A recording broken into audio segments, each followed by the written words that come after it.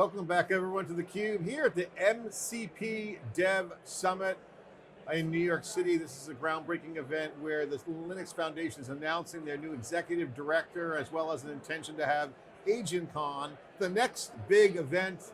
We saw KubeCon and the CNCF turn into a massive community. The same thing's happening here in the agent world. Of course, MCPCon is also going to be an event. We're seeing a whole nother level of next-gen open source. Sheng Liang is here. He's the CEO of Obot AI, Obot.ai. It sounds like robot without the R. Sheng, great to see you. Been on theCUBE many times, ran your lab, sold to SUSE, experienced entrepreneur, at it again. Yeah, you can't miss it. It's just been so much fun. You've been in the infrastructure on the CNCF side. This is where most of your CUBE appearances have been on. So you've seen the years of hard work, hardening Kubernetes, all the different projects. That is now the foundation for what we're seeing today. APIs, containers, but now you have a new AI stack emerging with models. That's right. MCP, that's right. De facto standard, other things going on around it. This foundation represents this next cultural movement. That's right. On top of CNCF. Explain what this means from a technology perspective and from a market opportunity perspective. Yeah. So we, as you know, I built my career, building computing infrastructure, computing platforms for web apps, mobile apps, right? But now the whole underpinning layer changed. Now it's all GPU, AI models. So from about a year ago, we saw MCP was becoming a key connective tissue for AI. Without MCP, AI can generate content. It can maybe pull some information and give you some in-depth research, but it can't really do anything. With MCP, AI finally gets to interact with my systems, with my data. It can affect change in the real world. So this is just groundbreaking for the first time. I mean, I think for a systems guy, MCP is like a godsend. It's a dream scenario. I agree with you. I've said that many times on theCUBE. I want to unpack that because you look at the fever pitch in the developer community. Of course, it's obvious. Gen AI and with OpenClaw, everyone. It's just you can do so much. There's so much imagination. But software, the software category, has been kind of trashed by the SaaSpocalypse narrative, which I'm not for. I don't think that's true. I think bad software dies on its own. But what it speaks to is that it's not the software that you run, it's the system you run. You mentioned it's a systems game. Yeah. We are now in an operating system paradigm. Database is a databases. APIs are connectors to agents to flow through. New software like Glue needs to abstract and do intelligent things and get work done, action. This is the new breakthrough. Exactly. I think just it's not like the software is losing value. It's just the nature of the software changed. So we all have to up-level how we function. So what used to be that you just manage a bit of CPUs, you do some virtualization and maybe you run a database or two, run some load balancer and you're done. Now, if you compare the amount of compute that happens in the CPU versus the amount of compute that happens in the GPU for AI-enabled application, there's no comparison. This is literally orders of magnitude of compute, right? In terms of power, in terms of operations, happens in the GPU now. Yeah, and then the fact that you have intelligence, opportunities to create intelligence, we have for the first time, and I would just echo that point, and I want to get your reaction to that, and what it means is with GPUs and XPUs and these large scale AI factories, you now have supercomputing. I mean, forget the Mac Mini, a NVIDIA DGX box is this big. Yeah. Now it's only $5,000. Yeah.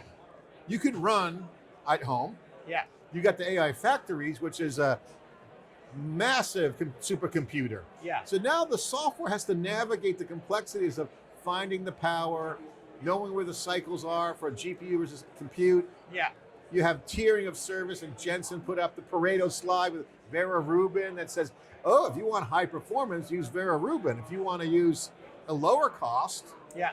So you're starting to see that system orchestration, connecting, Exactly. scheduling. Exactly. That's operating system terms. Exactly. So it's not like people are saying software is losing value, software companies are losing value. I look at it a little differently. It's not like the software is losing value, but the type of software that does not consume tokens directly are losing value. Because once you start to consume tokens, you function at a different level. You start doing things that traditional software, which were literally just shifting bits, cannot do anymore. Yeah, right? Tokens are the new superpower. And exactly. So agents feed on tokens. Yeah, they will eat up tokens for breakfast, lunch, and dinner. Exactly. So take me through how you see that playing out, and what are you working on now? Talk about your venture, because when you have that token capability, you got context windows, you got reasoning, you got all kinds of new things that software can adapt to, make decision making. What are you working on? What's the impact of this? So you could almost think about it that way. You could say, what is an agent? Agent is an AI app. There's so many ways to define it, right? But in my mind, agent literally, it's mathematically, I would say agent equals to tokens plus MCP. That's how you can understand it. Tokens is what give agents its agency. It's smarts, right? And then MCP is what gives agents ultimately the muscle to do the work. So you really kind of need both. I mean, tokens is like Red Bull, it's like coffee, it's like gas in the tank. It allows the agents to be capable. Yeah. And so, okay, here's MCP. This is your connective, your doors. Finally have an effect in the real world. And this just fundamentally changes how applications are going to be created in the future. Like you don't really worry about a system of record followed by some business logic, wrapped by some user experience. That's how we used to think about these apps, right? But now it's literally like the model figures out everything. Okay, so then you call the tools the agent, the MCPs to make things happen. Okay, so I have to ask you, because I'm very curious myself. I have my own opinion, but I want to get your opinion first. How much has that changed you? So take me through your transformation as an entrepreneur, because you've been there, done that. Obviously, we were just talking about some of the examples, web apps and cloud. What have you done differently? What's changed in your ideation, how you attack problems? How do you stand up the code, the prototypes? How do you engineer the system? Take me through. So the most important thing is, as entrepreneurs, we gotta solve the problems of today and tomorrow, not solve the problems of yesterday, which are still there, can still be optimized, but are no longer essential. Like I just given an example, no matter how, like we can always optimize the network stack, the scheduling stack, the virtualization overhead, but these things, if you just count how much power, how many cycles is happening, it's just a tiny fraction of the matrix multiplications that happen in the GPU, right? So you got to look at how to make what people actually care about today more efficient, more robust, more reliable, more secure. So that's what changed me. So I look at the system today. You got tokens, LLMs figuring out how the system should function. And then you got MCPs that's causing the system to have an effect in the real world. What is the problem? Of course, there are problems about this system is too expensive. So you have NVIDIA, they're pushing the envelope, make it cheaper. But there's also another very big problem, which is, in some sense, this is now statistical computing. Like everyone knows that, right? Yeah. It's no longer deterministic computing. It's very powerful, but believe it or not, the machines now work more like human. It's no longer 100% reliable. It's not even 2 nines. It's not even maybe even 1 9 in some cases. So you gotta make sure to have better governance and control. Yeah. So that's something Obot is focusing on. So pretend that you're the professor of the class, Mm-hmm. and I'm a computer science student. I just graduated 4 years ago. I know Python, I know C, I know Java, and I've been heads down on my team doing work. And all of a sudden, I pop up, and I'm at a hackathon. Mm-hmm. I want to build something. I don't really know the tooling. So what would you say to me as a student, to you, the professor, how do I get started? What do I do? I got to change my mindset. You just gave good commentary on that. How do I just get this? What's the tooling? Do I just go to Claude or Cursor, or how do I know what an MCP? Would I just, First of all, what do I do?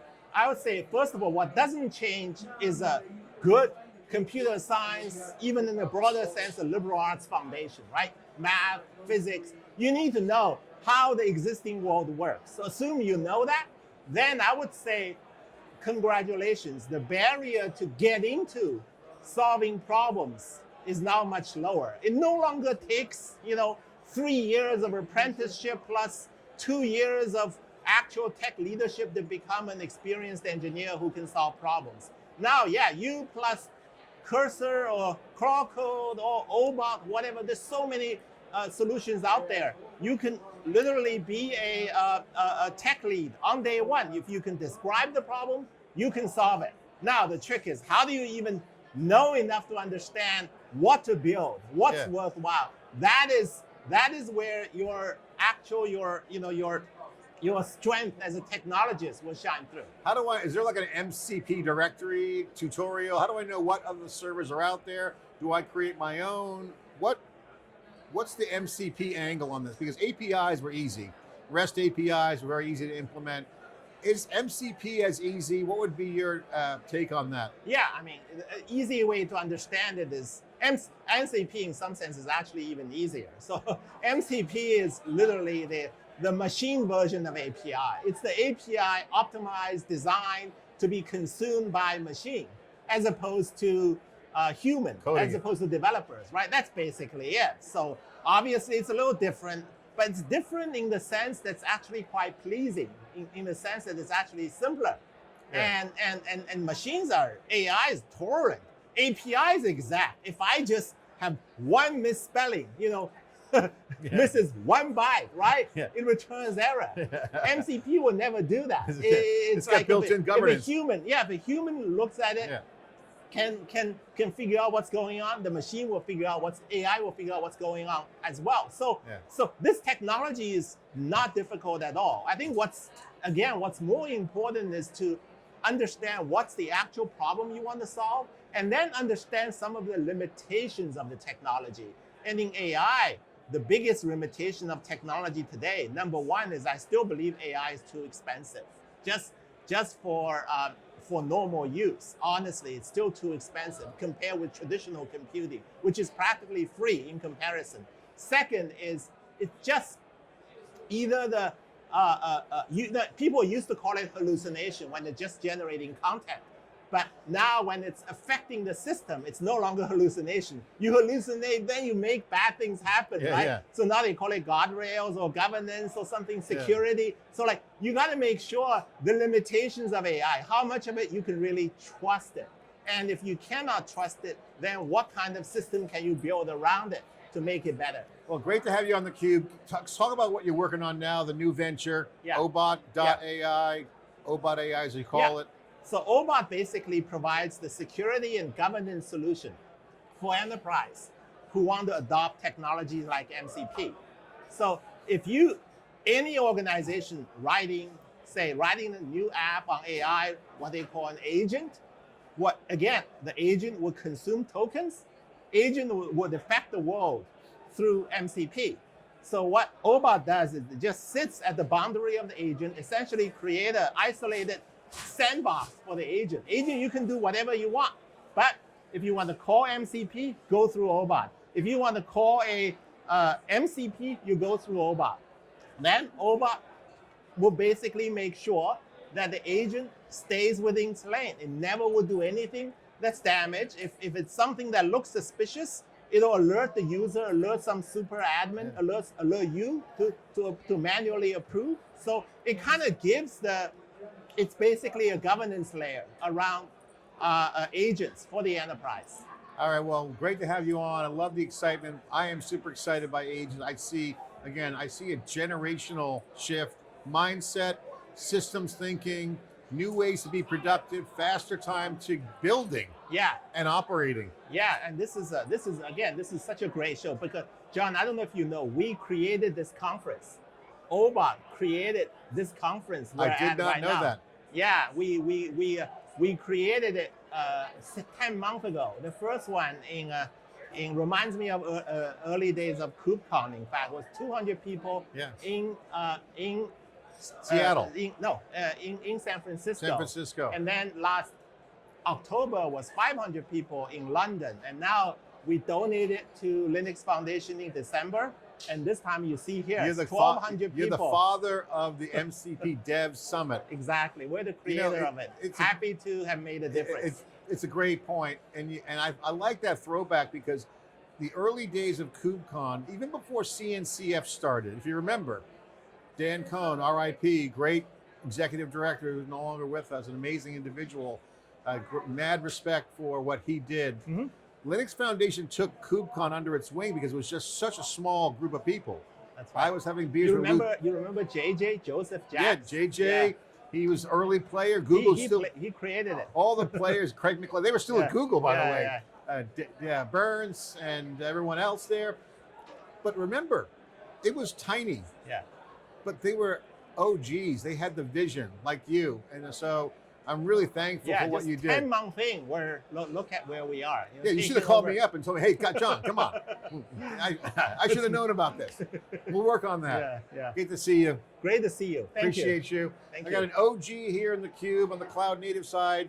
The present at creation of this next wave, the Agentic AI Foundation, now a constituted team, governance board, full community build up, rapidly so 170 people, MCP, organically built from the community, from entrepreneurs donating the event. This is what it's all about here with theCUBE, here in the open source world, doing our part to be, again, present at creation at another big wave. I'm John Furrier, Gemma Allen here, and our entire social media team getting all the action, sharing as fast as we can to you. Thanks for watching.